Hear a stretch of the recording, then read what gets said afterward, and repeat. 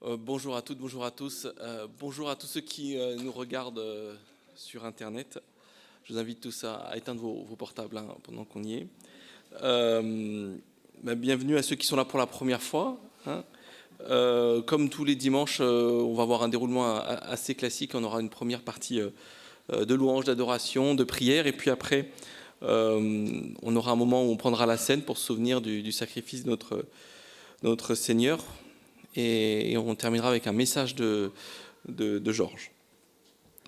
Alors il y a quelques dimanches, on a eu pour ceux qui avaient le privilège d'être ici ou ceux qui ont eu le temps d'écouter sur YouTube un culte sur jusqu'à quand. C'est un message d'encouragement qu'on a eu à ce moment-là qui nous rappelait que malgré les circonstances, Dieu domine sur tout, que l'Éternel est mon berger, on l'a répété. Et quelles que soient les situations dans lesquelles nous sommes. Et le livre d'Habakkuk, dans l'Ancien Testament, est une belle démonstration de ce message. Alors que Babylone est sur le point d'envahir et de détruire Juda, et que le mal triomphe, Habakkuk va écrire ce livre et commence par exprimer sa détresse et montre vraiment une épreuve, et qu'il est dans une épreuve forte.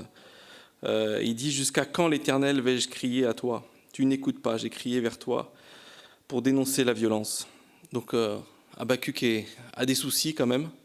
Habakkuk est dans l'épreuve, Habakkuk est dans le dur, comme on dit aujourd'hui. Et l'objectif, c'est pas de refaire le message qui était très bien il y a quelques semaines, mais c'est d'encourager chacun ce matin qui peut-être que vous êtes dans l'épreuve, peut-être que vous avez des soucis. On a tous des soucis, des choses qui nous perturbent, mais vraiment garder, surtout ce matin, l'objectif du culte et de prendre exemple sur Habakkuk qui finit son livre au chapitre 3, verset 18, en disant « Je vais me réjouir en l'Éternel, je veux être dans l'allégresse à cause du Dieu de mon salut. » Alors l'allégresse, la définition d'allégresse, je l'ai vérifiée parce que je n'étais pas vraiment sûr, c'est joie vive qui se manifeste extérieurement. Donc soyons comme Habakkuk, et je propose que je commence par prier pour remettre ces moments au Seigneur. Seigneur, on veut te remercier parce que tous ensemble, ce matin, on est là pour te louer, pour profiter de ta présence. Seigneur, on veut te prier pour que, malgré nos épreuves, malgré nos soucis de la vie, nous sachions être pleinement les yeux dirigés vers toi ce matin, pleinement, qu'on profite pleinement de ta présence. Seigneur, que notre esprit, notre cœur soit tourné vers toi. Amen. Alors pour démarrer ce culte, je vous propose de commencer par la lecture de ces versets dans Éphésiens, Éphésiens 5, verset 17. Et, c'est pourquoi ne soyez pas stupides, mais comprenez quelle est la volonté du Seigneur. Et un peu plus loin, au verset 19, dites-vous des psaumes, des hymnes, des cantiques spirituels, chantez et célébrez de tout votre cœur les louanges du Seigneur. Remerciez constamment Dieu le Père pour tout au nom de notre Seigneur Jésus-Christ. Donc pour répondre à cette demande, je vous propose de vous lever pour chanter ces deux premiers chants. Offrons au Seigneur reconnaissance et louange et gloire à ton nom.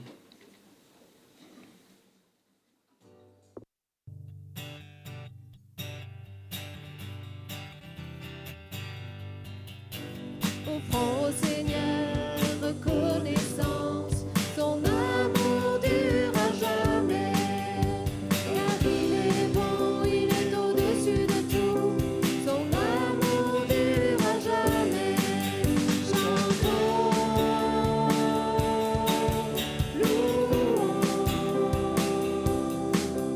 d'une main puissante et d'un bras tendu, son amour dure à jamais.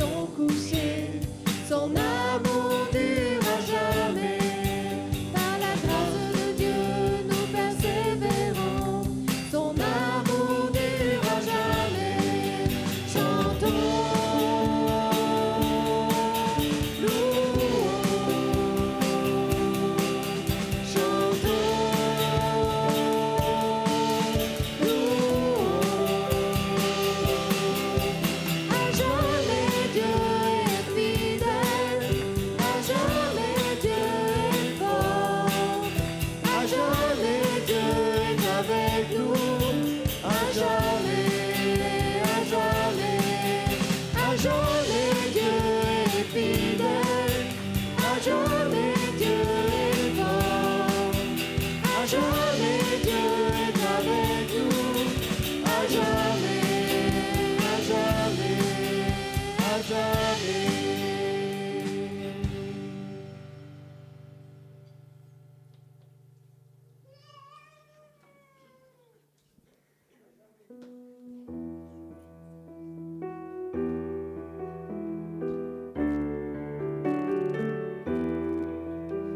Louange et gloire à ton nom, alléluia, alléluia. Seigneur Dieu de l'univers, alléluia, alléluia. Gloire à Dieu, au plus haut des cieux. Gloire à Dieu, au plus haut des cieux. Venez, chantons notre Dieu, alléluia, alléluia. C'est lui notre Créateur, alléluia, alléluia. Gloire à Dieu, au plus haut des cieux. Gloire à Dieu, au plus haut des cieux. Pour nous, il fit des merveilles, alléluia, alléluia. Éternel est son amour, alléluia, alléluia. Gloire à Dieu, au plus haut des cieux. Gloire à Dieu, au plus haut des cieux. Je veux chanter pour mon Dieu, alléluia, alléluia. Tous les jours de ma vie, alléluia, alléluia. Gloire à Dieu, au plus haut des cieux.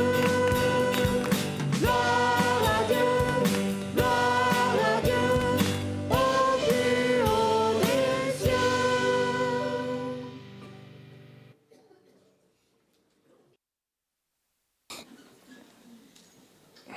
Je veux chanter pour mon Dieu tous les jours de ma vie, c'est ce qu'on vient de chanter. Hein.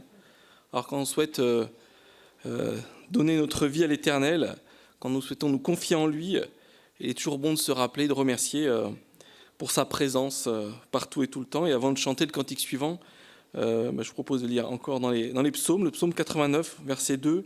« Je chanterai toujours les bontés de l'Éternel, ma bouche fera connaître ta fidélité de génération en génération. » Et un petit peu plus loin, au verset 12, « C'est à toi qu'appartient le ciel, à toi aussi la terre. C'est toi qui as fondé le monde et ce qu'il contient. Tu as créé le nord et le sud. Le Tabor et l'Hermon acclament ton nom. » Et on peut se relever et chanter « C'était toi », ce cantique-là, vous pouvez vous lever.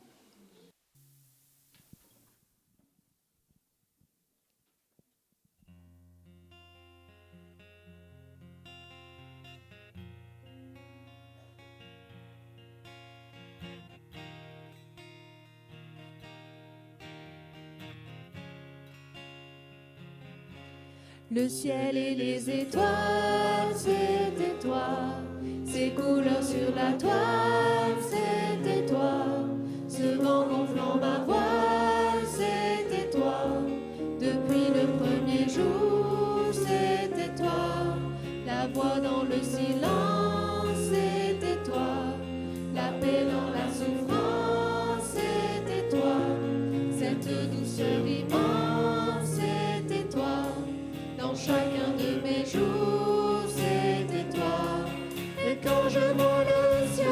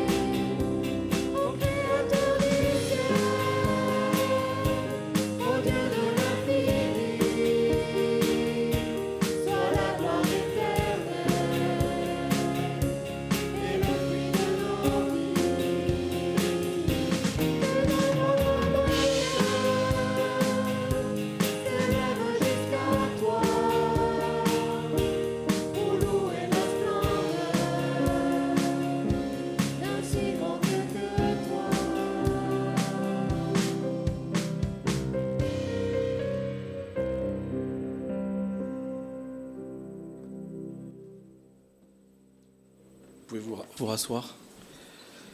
Je vous propose qu'on prenne maintenant un moment dans la prière, que chacun puisse s'exprimer. Alors c'est une prière collective, donc faites en sorte de parler fort pour que tout le monde puisse se joindre et comprendre votre prière. Et puis je clôturerai ce moment. Oui Seigneur, tu es un grand Dieu et on vient de le chanter, de se le rappeler. Et on va encore le dire, le proclamer tous ensemble. Tu es un grand Dieu, tu es infiniment amour, infiniment juste, infiniment parfait. Et on est tous ici privilégiés de t'avoir pour Dieu. Seigneur, on veut te remercier pour tout ce que tu es. Amen.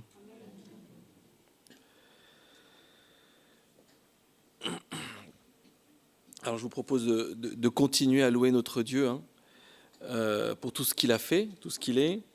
Et nous nous rapprochons petit à petit du moment de la scène et à travers les 2 prochains cantiques, on peut commencer aussi à se rappeler du prix qu'a coûté ce sacrifice, se rappeler de l'œuvre de la croix. Donc je vous propose de vous lever si vous pouvez et pour les 2 prochains chants, je déclare au ciel et la terre et Jésus par ton sang précieux.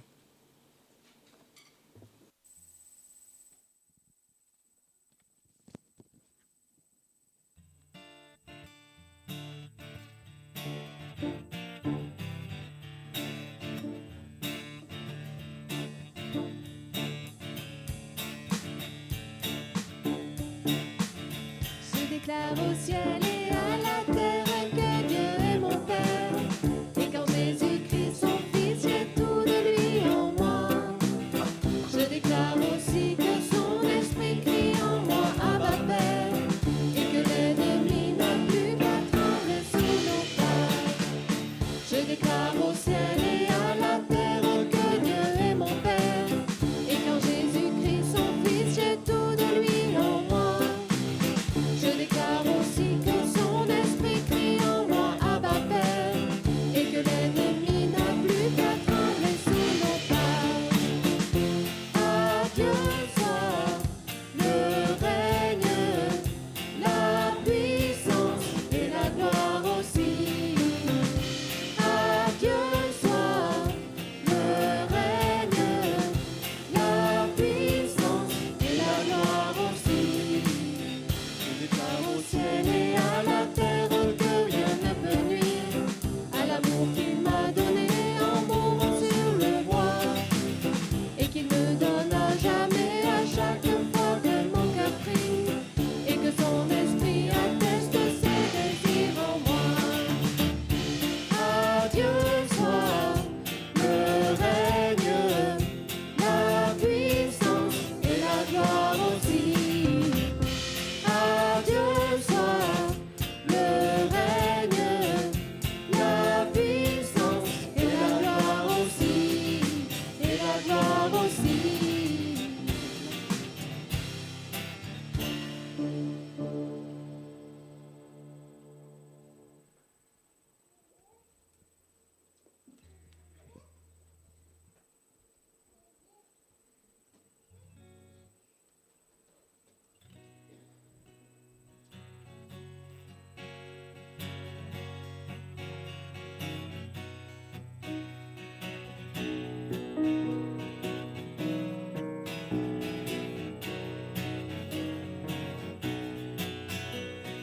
Jésus, par ton sang précieux, enlève mon iniquité.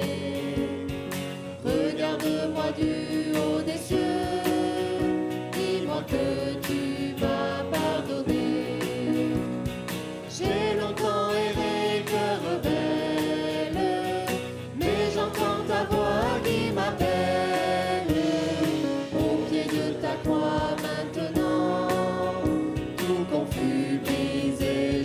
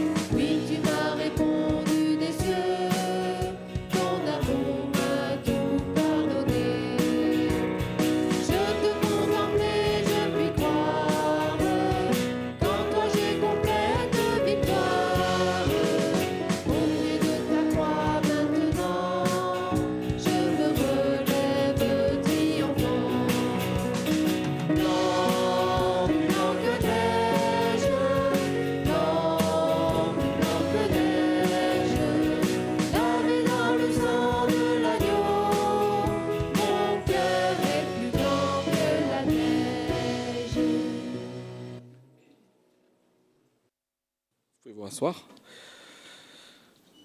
Plus blanc que la neige, c'est une merveilleuse image. Et c'est une image qui a été utilisée, entre autres, dans le livre d'Ésaïe, comme un avant-goût de ce qui allait arriver, dans Ésaïe 1, verset 18. Même si vos péchés sont couleur cramoisie, ils deviendront blancs comme la neige.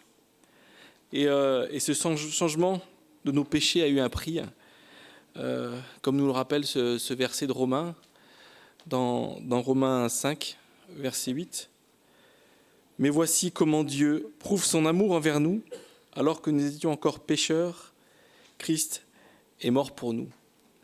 Alors on va passer au moment de la scène, et je ne vais pas relire tous les versets qui nous en parlent. Mais on a reçu quelques instructions, donc pour tous ceux qui veulent prendre la scène, qui sont baptisés, qui ont témoigné de leur conversion à travers ce baptême.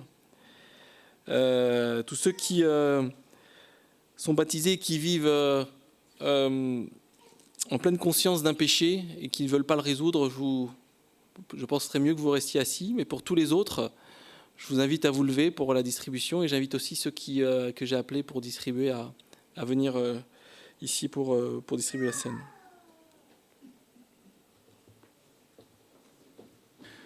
Seigneur Jésus, tu nous tends ce pain.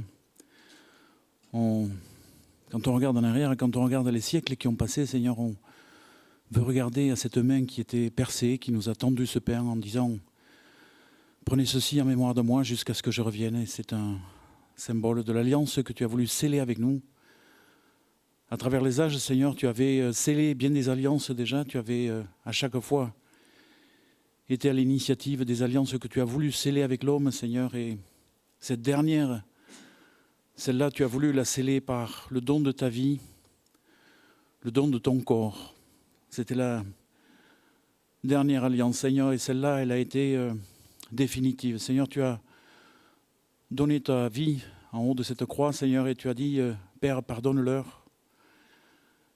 Et Seigneur, le voile s'est déchiré et tu nous as permis de rentrer, Seigneur, de pouvoir bénéficier définitivement, éternellement de cette alliance sur laquelle nous nous sommes réfugiés, Seigneur. Tu nous as donné de pouvoir bénéficier définitivement de la vie que tu nous as donnée. Alors, tu nous as demandé de le faire de génération en génération. Et aujourd'hui, premier jour de la semaine, Père, on veut encore se rappeler de ce don que tu as fait pour nous. Et Seigneur Jésus, aussi de ce que tu étais au bout. Alors, Seigneur, merci. Merci pour ce don que tu as fait pour nous. Amen. Parole au Père.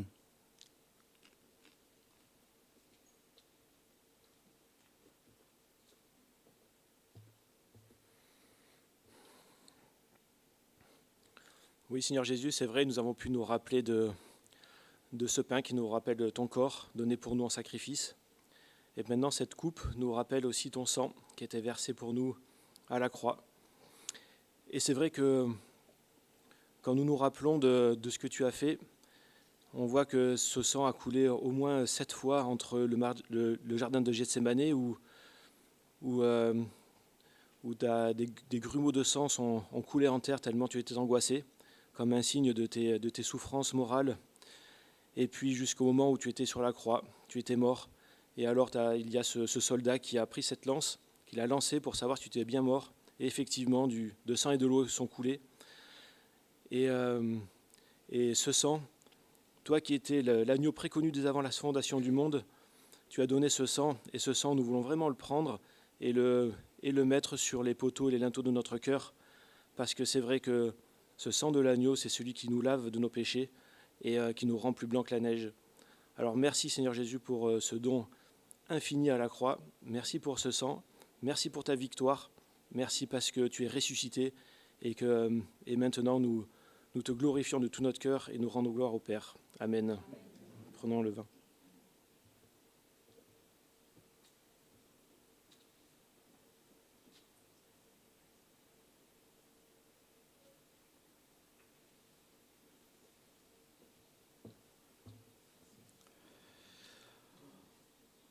Tout le monde peut se lever. On va chanter un dernier cantique comme un encouragement à suivre le Seigneur et à écouter aussi ce qui va suivre en chantant le cantique « Je suivrai mon Seigneur ».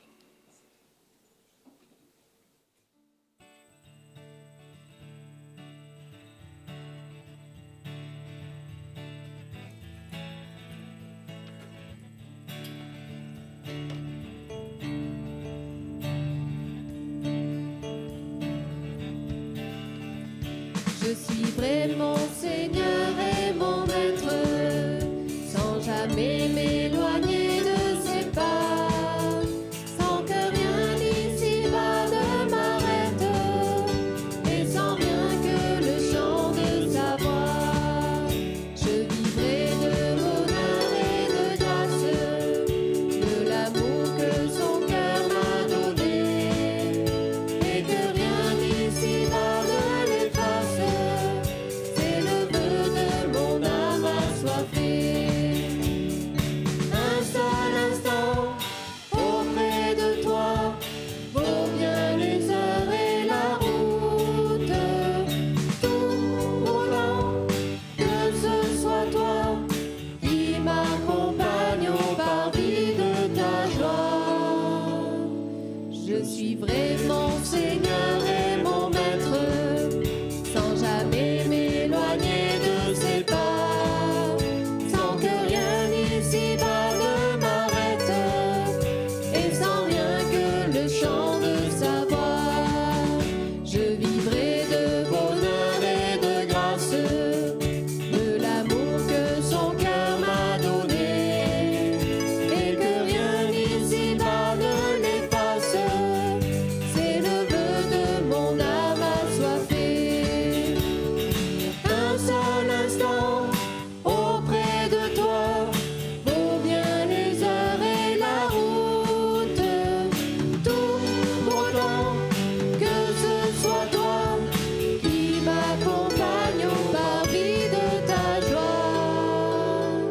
Je suivrai mon Seigneur et mon Maître, sans jamais m'éloigner de ses pas, sans que rien ici-bas ne m'arrête, et sans rien que le chant de sa voix, et sans rien que le chant de sa voix.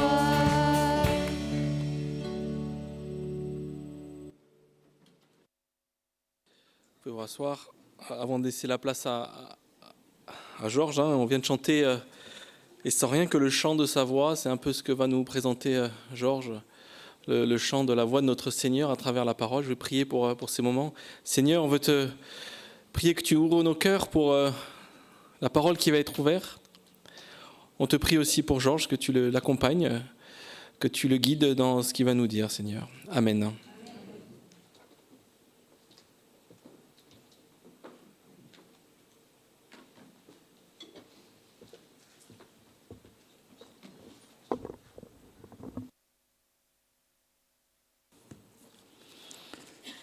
Quel beau cantique. Que rien ne m'arrête ici-bas de suivre notre Seigneur Jésus-Christ. On est à la meilleure place quand on est à côté de lui. Et c'est vraiment un encouragement aujourd'hui que le Seigneur veut nous donner de rester fidèles à lui, à sa parole bien sûr, et de garder toujours nos regards sur lui. Alors ce matin, j'aimerais vous parler de notre foi, votre foi, d'une foi solide. Et pour ne pas tarder, je vous invite à ouvrir la parole et nous lirons 1 Thessaloniciens au chapitre 3 et 4. Alors peut-être juste un petit rappel avant de lire ce texte. Il s'agit de Paul. Dans ce récit, Paul, il est à Athènes, après avoir fait marcher dans plusieurs villes, d'où il a dû souvent fuir à cause de la persécution, parce qu'il prêchait Jésus-Christ, et donc il était persécuté à cause de cela. Et Paul, qui a traversé Thessalonique, cela, il est écrit dans Actes au chapitre 7. Paul a la préoccupation de ce qu'il a laissé, de l'enseignement qu'il a donné, il a la préoccupation des chrétiens, afin que ces chrétiens-là puissent garder la foi. Alors nous lisons dans 1 Thessaloniciens chapitre 3, 1 à 8. « C'est pourquoi, impatients que nous étions, et nous décida à rester seuls à Athènes, nous envoyâmes Timothée, notre frère, serviteur de Dieu et ministre de l'évangile de Christ, pour vous affermir et vous exhorter au sujet de votre foi, afin que personne fût ébranlé au milieu des tribulations présentes, car vous savez vous-même que nous sommes destinés à cela. » Oh, là c'est un verset que on aimerait enlever, être destiné à cela. « Et lorsque nous étions auprès de vous, nous vous annoncions d'avance que nous serions exposés à des tribulations, comme cela est arrivé, et comme vous le savez. Ainsi, dans mon impatience, j'envoyais m'informer de votre foi, dans la crainte que le tentateur nous vous eût tenté et que nous n'usions travaillé en vain. » On voit là aussi que Paul a vraiment la préoccupation de ces chrétiens. Mais Timothée, récemment arrivé ici de chez vous, nous a donné de bonnes nouvelles de votre foi et de votre charité, et nous a dit que vous avez toujours de nous un bon souvenir, désirant nous voir, comme nous désirons aussi vous voir. En conséquence, frères, au milieu de toutes nos calamités et de nos tribulations, nous avons été consolés à votre sujet à cause de votre foi, car maintenant nous vivons puisque vous demeurez fermes dans le Seigneur. Alors, aujourd'hui, c'est vrai, nous allons parler de notre foi, de votre foi. Alors, on peut remarquer que ça vient souvent dans ce chapitre, le mot « votre foi ». Et tout à l'heure, quand on a commencé le culte, j'étais en train de penser, mais quelle joie que nous avons de pouvoir être ensemble. C'est vraiment, ça nous fortifie, ça nous encourage d'être ensemble. On peut louer, on peut adorer le Seigneur, et ça nous motive, ça nous fortifie notre foi. Mais c'est vrai qu'il faut reconnaître qu'on ne se voit pas tous les jours. Si on viendrait à toutes les réunions, je crois qu'on pourrait dire qu'on a à peu près 6% de notre temps où nous pouvons être ensemble. Mais le reste du temps, nous ne sommes pas ensemble. Et il reste à peu près 94% de notre temps hors de l'Église. On vit à l'extérieur. On vit dans notre travail, on est en vacances, on est à la maison, on est au lycée. On passe du temps. Comment est notre foi? C'est facile ici, mais à l'extérieur. Dans ce récit, il est question de la foi personnelle. Votre foi, notre foi. Notre foi, elle est précieuse. Elle est très précieuse. Elle est précieuse pour Dieu. Elle est précieuse, bien sûr, pour nous. Et il faut dire aussi que notre foi, elle est précieuse pour le diable. À un tel point qu'il voudrait s'accaparer de notre foi. Qu'il voudrait nous enlever notre foi, notre espérance. Notre foi, votre foi, eh bien, elle est plus précieuse que l'or et l'argent. Plus précieuse que votre maison. Notre foi est plus précieuse que notre retraite et plus précieuse aussi que votre travail. Votre foi est plus précieuse que tout ce que nous pouvons posséder. Et je vais même aller plus loin.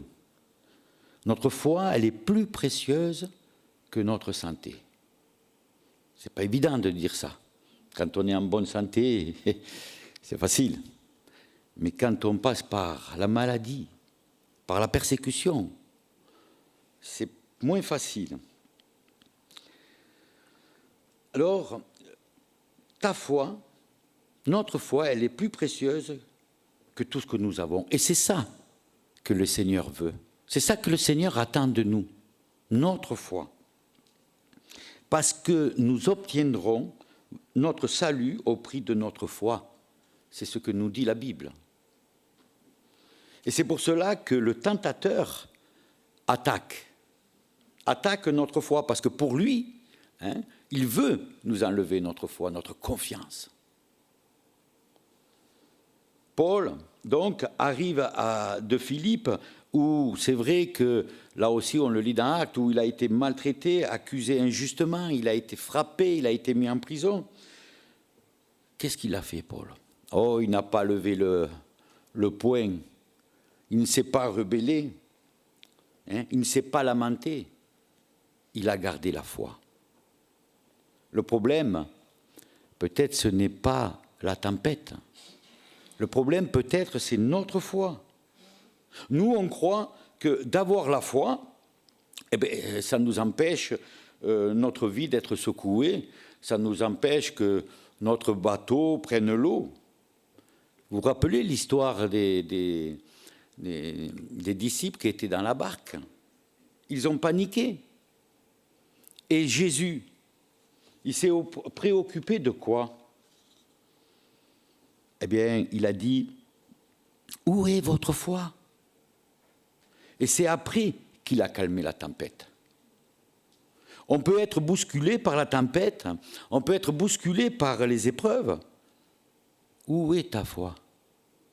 Où est ma foi? Jacques, il parle de notre foi. Il dit que notre foi ne doit pas être secouée au gré de tous les vents. Notre foi ne doit pas être comme une coquille d'œuf fragile, où on peut la briser. Notre foi est capable de traverser toutes les tempêtes. Pourquoi? Parce que Dieu, il est aux commandes. C'est lui qui est à la mesure de l'épreuve. La Bible dit qu'il n'y a aucune épreuve que Dieu permet dans notre vie qui soit au-dessus de nos forces. Il faut reconnaître quand même que quand on passe par les épreuves, cela est difficile. Et je veux surtout penser à nos frères dans des pays où ils sont persécutés. Alors je vous avoue que je ne sais pas comment ils font pour tenir. Enfin si, je le sais. Parce que le Seigneur donne la force au moment voulu. C'est lui qui est aux commandes. Ils ont une foi solide. Une foi à déplacer des montagnes pleines d'épreuves.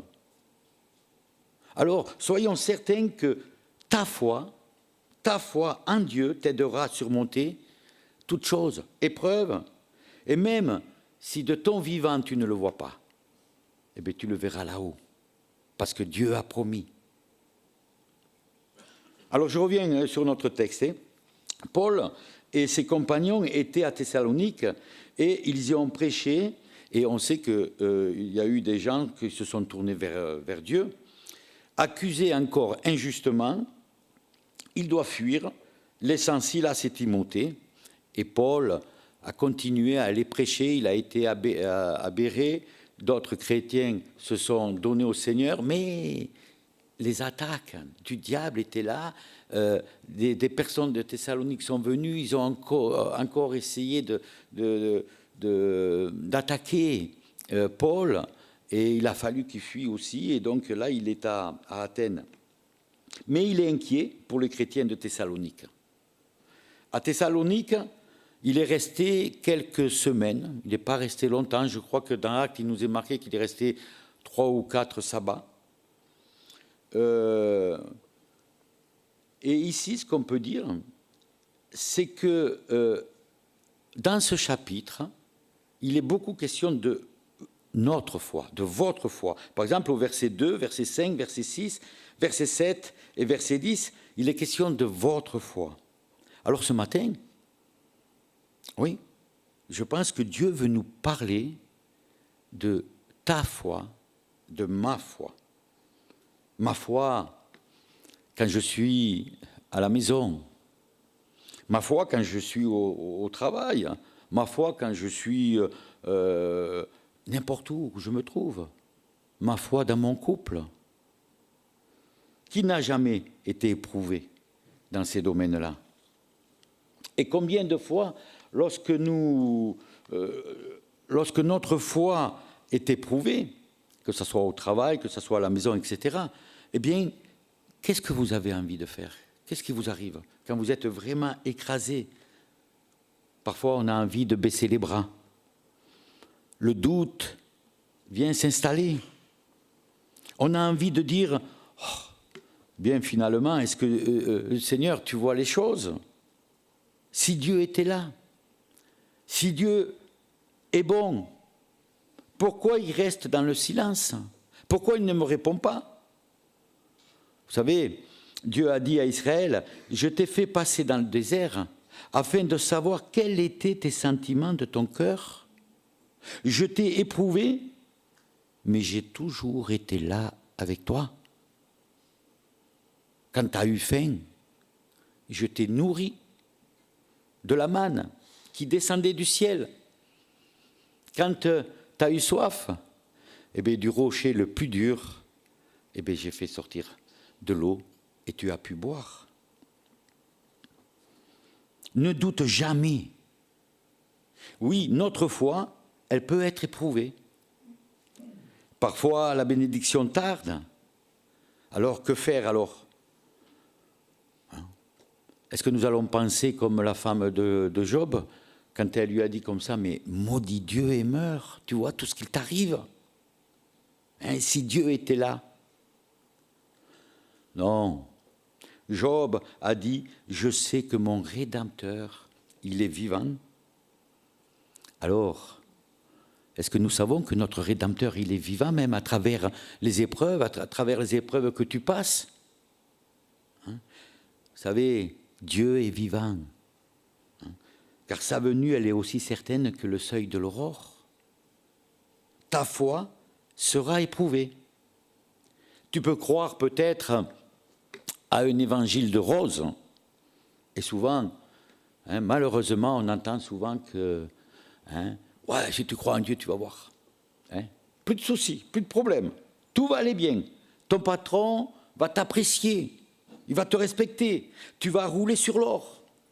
Tes enfants, c'est un cadeau. Ça sera facile, tu verras. Ils ne seront pas rebelles. Ton couple, ça sera formidable. Tu ne vas jamais te disputer. Tu n'auras jamais de problème. Et parfois même, tu ne tomberas jamais malade. Jamais. Ça, c'est un évangile à l'eau de rose. Pourquoi? Parce que Jésus n'a jamais prêché cet évangile. La seule chose qu'il nous a dit, toi, suis-moi.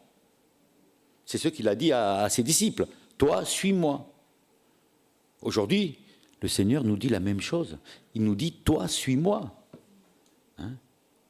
Il ne nous a pas dit, moi, Jésus, je vais te suivre et je vais faire ce que toi, tu veux.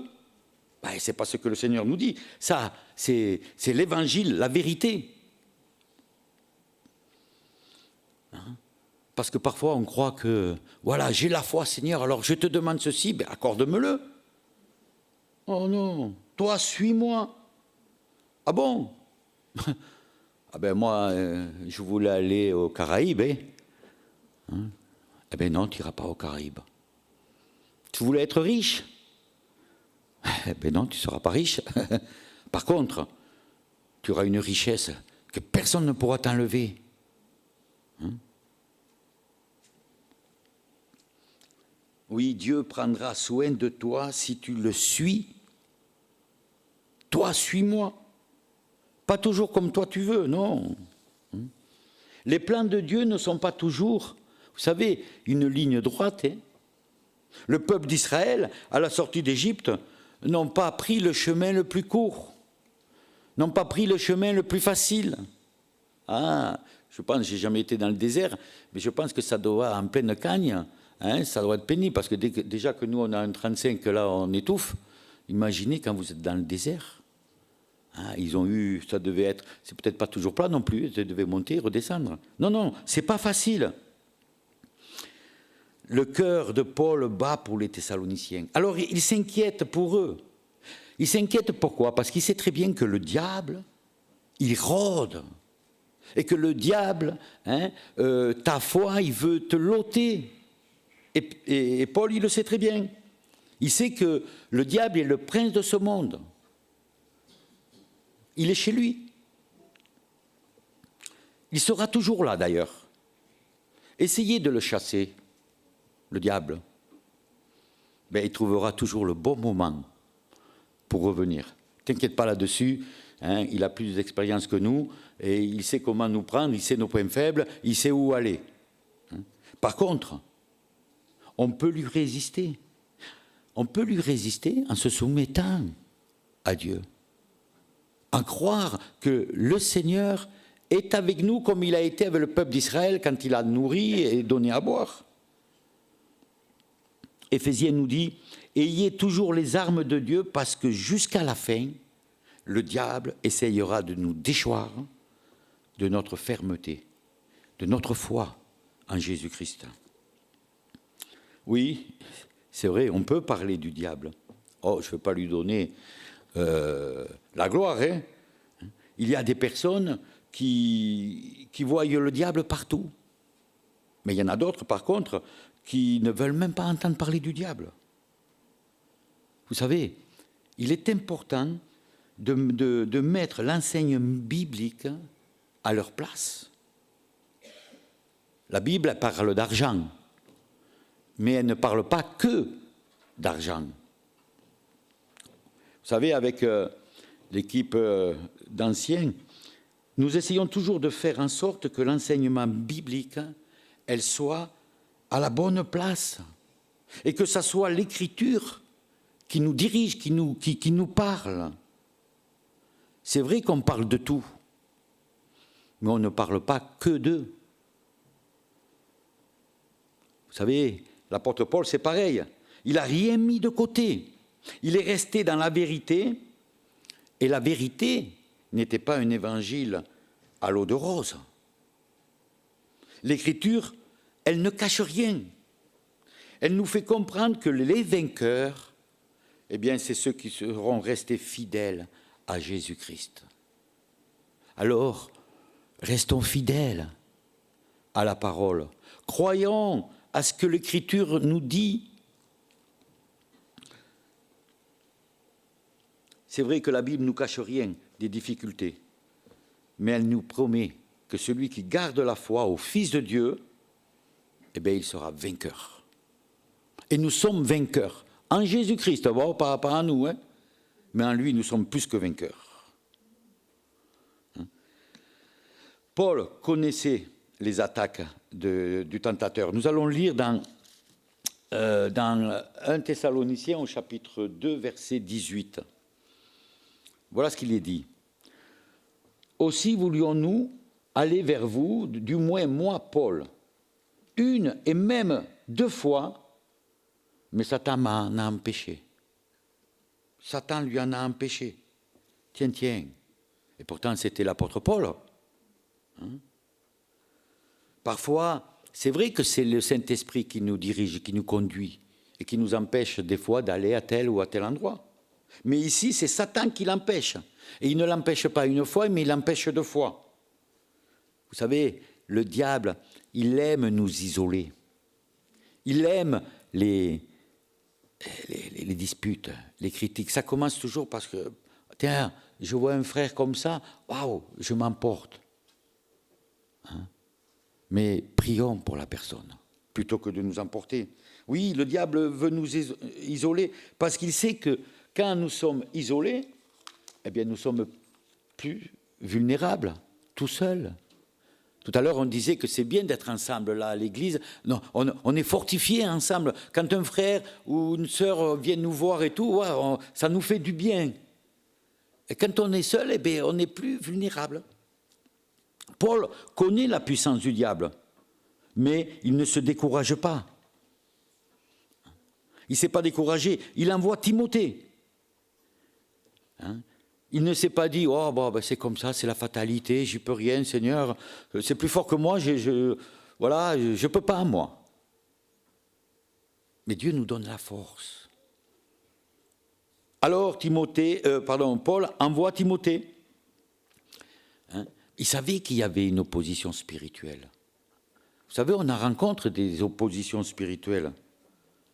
Et ça, il faut en être convaincu, que ça ne va pas être toujours facile, qu'il y a une lutte. Il y a une lutte. Le diable travaille contre nous. Il veut nous faire perdre la foi par toutes sortes de moyens. Et c'est vrai qu'il y en a des moyens, hein, la peur, le doute, le découragement, etc. Je sais que notre foi, elle est éprouvée. Oui, mais Dieu est au contrôle. N'écoute pas le diable qui t'inculte parfois des mauvaises pensées. Écoute la parole. Ta parole est la vérité. Combien de fois, enfin, c'est pas une question, je ne vais pas vous demander de lever la main, mais combien de fois tu t'es basé sur la parole cette semaine? Dans les moments difficiles, est-ce que tu as été puisé la force? Parce que la parole de Dieu, c'est elle qui va nous fortifier. Oui, écoute la parole. Et fais attention quand même aux mauvaises interprétations de ce que tu crois. La Bible dit, ne vous trompez pas vous-même par de faux raisonnements, mais examinez tout à la lumière de la parole. Parfois, dans mes activités ou dans ma vie quotidienne, je pense à des choses et je crois que, mais heureusement, que Dieu nous a donné, j'appelle ça l'ordonnance. Hein, quand on va chez le docteur, il vous fait une ordonnance et de ce que vous devez prendre. Eh bien, le Seigneur nous a laissé son ordonnance et nous avons besoin d'aller chercher les médicaments qui sont dans la parole de Dieu. Regardez, c'est vrai que parfois l'épreuve atteint souvent le juste, mais Dieu l'en délivre toujours. Dans le psaume 34, verset 19, ça nous le dit. Et si tu as la foi, je ne veux pas te décourager, mais tu seras éprouvé. Ça voudra dire simplement que tu es dans la vérité et que le diable fera tout, il te mettra des bâtons dans les roues. Regardez 1 Pierre chapitre 4, verset 12. Qu'est-ce qui nous est dit? 1 Pierre chapitre 4, verset 12. Bien-aimés, ne soyez pas surpris comme d'une chose étrange qui vous arrive de la fournaise qui est au milieu de vous pour vous éprouver. Ne soyez pas surpris. Ça veut dire que si je passe par des moments difficiles, eh bien c'est que c'est le diable qui essaye de me tirer vers le bas. Les amis de Daniel, vous connaissez cette histoire, n'avaient rien fait de mal. Et au contraire, ils voulaient obéir à la parole de Dieu. Ils n'ont pas voulu se souiller, ils n'ont pas voulu adorer la statue. Hein, et il a fallu, le roi a fait chauffer la fournaise. Et qu'est-ce qu'ils ont répondu? Ils ont dit, oh oui, tu peux la chauffer, oui, oui. Hein, on peut aller dans la fournaise. Oui, certainement, on va mourir, parce que personne ne pouvait résister à cette chaleur qui avait été chauffée. Mais ils ont cru que Dieu était capable. Ils avaient la foi. Vous savez, Dieu n'a pas éteint la fournaise. Il aurait pu faire une panne. Ah, tiens, ça ne chauffe plus. Tiens, pourquoi? On ne comprend pas. Non, non, non. Mais Dieu était avec eux dans la fournaise. Et rappelez-vous que quand nous sommes dans des épreuves, dans les difficultés, dans la fournaise du monde, Dieu, il est là parce qu'il a dit « Je ne vous abandonnerai pas ». Il est là. Oh, combien de fois ça me fait du bien, ça, de le penser. Parfois, je tombe un peu, j'oublie. Mais quand je pense à cela, je me dis « Waouh, Seigneur, je suis peut-être dans la fournaise, mais tu es là avec moi. » Et ça me renouvelle, ça me donne la force. Quel merveilleux Seigneur que nous avons. Vous savez ce que les Thessaloniques veut dire? Alors je l'ai appris. Ça veut dire victoire sur ce qui est faux. Parfois nous sommes éprouvés pour voir ce qui est faux et pour discerner ce qui est vrai. Et parfois, il nous faut passer aussi par des moments difficiles. Notre foi est éprouvée par le feu. Par le feu. Et vous savez, tout matériau noble, tout ce qui est précieux, eh bien, il est toujours éprouvé ou épuré. La Bible dit que notre foi, plus précieuse que l'or, est éprouvée. Imaginez que vous trouvez un diamant. Je ne sais pas, vous allez vous promener en montagne et que tout d'un coup, il y a un truc qui brille et ouais, il est dans le rocher. Vous allez prendre un marteau, tout ça, vous allez essayer d'enlever le diamant, mais il y a toujours des cailloux qui se collent là au diamant. Il faut pour sortir un diamant, il faut frapper pour enlever tout ce qui n'est pas diamant. Pour l'or, c'est pareil. On est obligé de le faire passer par le feu. Et pour que ça soit vraiment de l'or pur, parce qu'en brûlant à une grosse température aussi, toutes les scories, toutes les saletés, s'en vont et il reste l'or. On a besoin aussi d'être éprouvé. Regardez 1 Pierre chapitre 1, versets 6 et 7, ce qui nous est dit. 1 Pierre, chapitre 1, versets 6 et 7.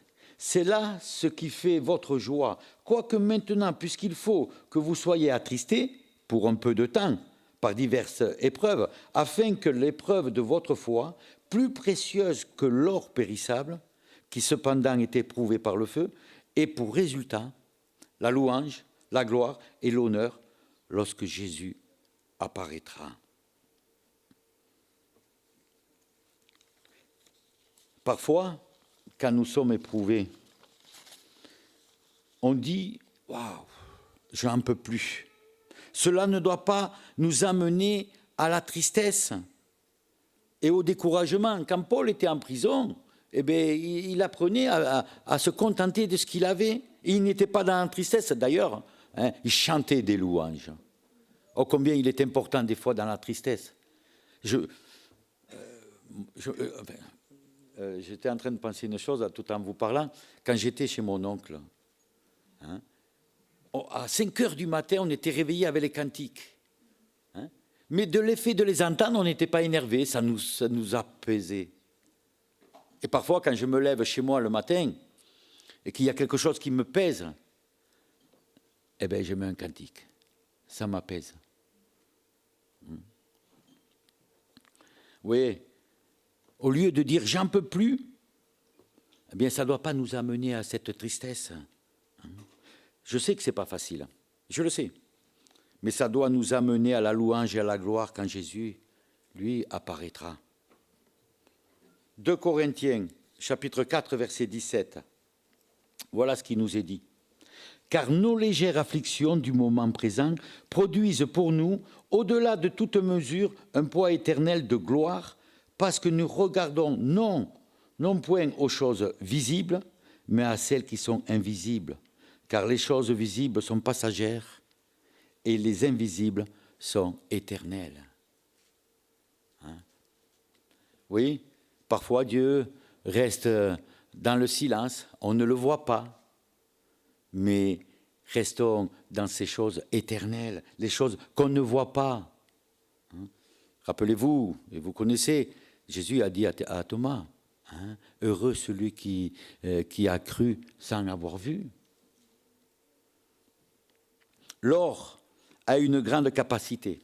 À force de le frapper, vous savez, on arrive à faire des feuilles d'or, à force de le taper. Il ne se déchire pas. Parfois, notre foi, elle est martelée. Celle de Job a été martelée et il a tenu le coup. Il a tenu le coup parce que sa foi était ferme, sa foi était solide, ancrée. Et il est dit dans la parole, résistez au diable avec une foi ferme, sachant que les mêmes souffrances sont imposées à vos frères dans le monde. Ah, les souffrances encore, ah non Seigneur, ne me parle pas de souffrance. Aujourd'hui, on ne parle plus de souffrance, de maladie, on n'en veut pas. Vous savez, je vois et j'écoute, on parle beaucoup de guérison. Oui, le Seigneur nous a guéris. Il nous a guéris, il nous a sauvés. Et vous savez, j'ai même entendu dire que pour des personnes qui sont malades, certaines personnes ont dit « Prie le Seigneur ». Et quand il ne guérit pas, eh bien, c'est que tu as manqué de foi. Attention, attention de ne pas mal interpréter la parole. Comme on a dit tout à l'heure, chaque chose doit être à sa place.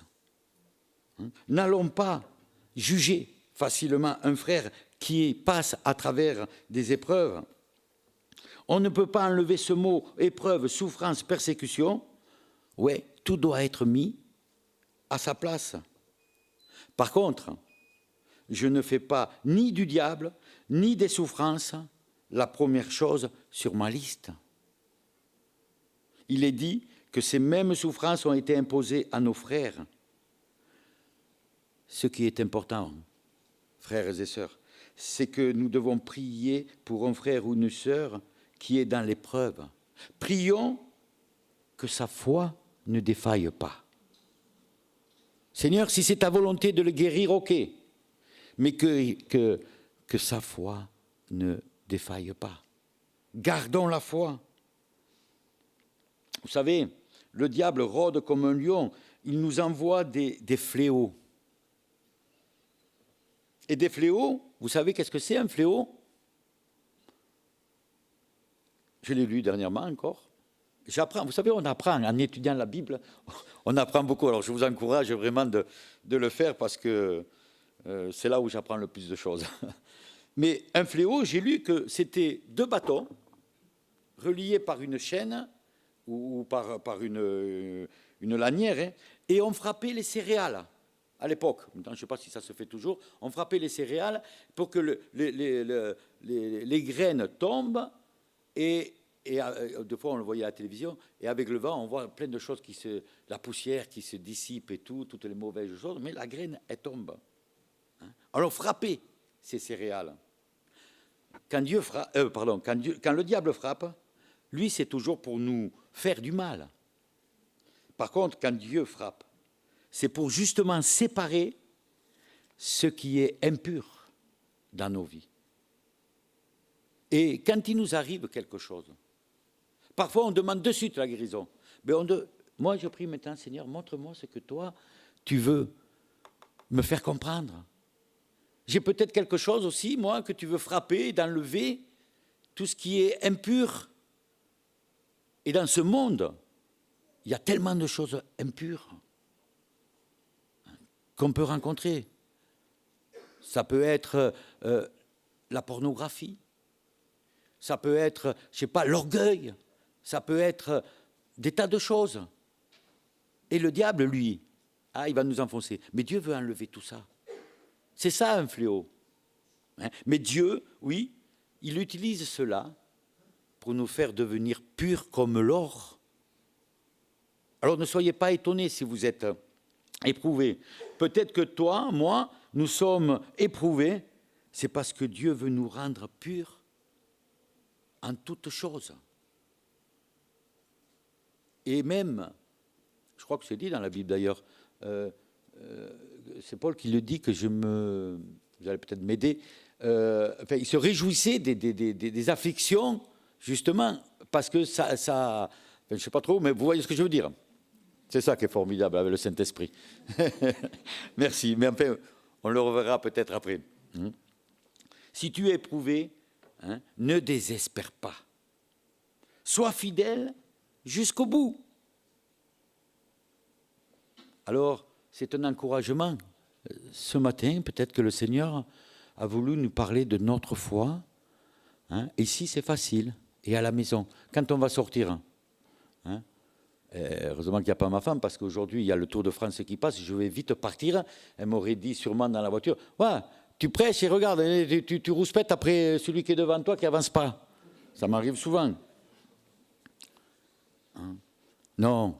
Soyons fidèles au Seigneur. Je voudrais terminer simplement par ce verset de l'Apocalypse au chapitre 2, verset 10. Voilà ce qui nous est dit. Voici, le diable jettera quelques-uns de vous en prison, afin que vous soyez éprouvés, et vous aurez une tribulation de 10 jours. toi. Sois fidèle jusqu'à la mort et je te donnerai la couronne de vie. Alors que vraiment le Seigneur nous donne d'être fidèles à travers les difficultés. Et réjouissons-nous, ce n'est pas facile, hein, même quand nous passons par des tribulations.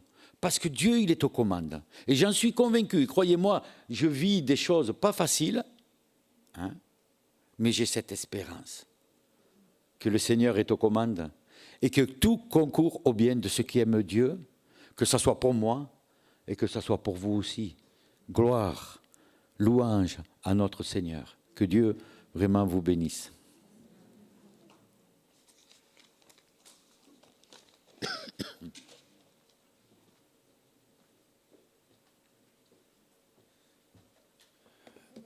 Merci Georges. On a appris qu'il ne faut pas insulter les autres dans la voiture. C'est dommage. C'était pratique. Bon, merci. Et ça faisait du bien aussi. Je vous propose que Georges a choisi un chant, donc on se lève tous pour chanter ce chant par la foi, nous marcherons.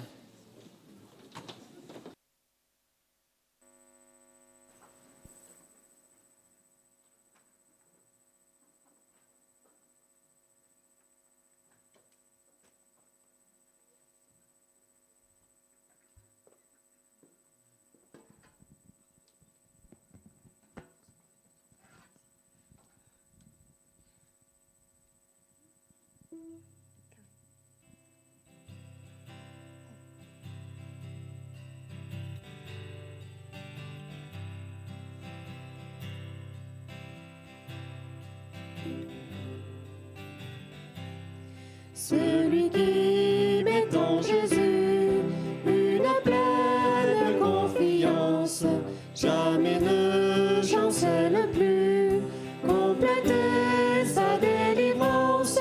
Par la foi, nous marcherons, par la foi, nous triomphons, par la foi, mon Rédempteur me rendra plus que vainqueur. Dans les jours d'adversité, quand tu sens rouler l'orage, regarde en sécurité, attristé, reprends courage. Par la foi, nous marcherons, par la foi, nous triomphons, par la foi, mon Rédempteur me rendra plus que vainqueur. Quand Satan veut te troubler, enlever ton espérance, ton passé te reprocher, que Christ soit ton assurance. Par la foi, nous marcherons, par la foi, nous triomphons, par la foi, mon Rédempteur me rendra plus que vainqueur. Par la foi, je marcherai en comptant sur ses promesses. Par lui, je triompherai en tout temps de mes détresses. Par la foi, nous marcherons, par la foi, nous triomphons, par la foi, mon Rédempteur me rendra plus que vainqueur.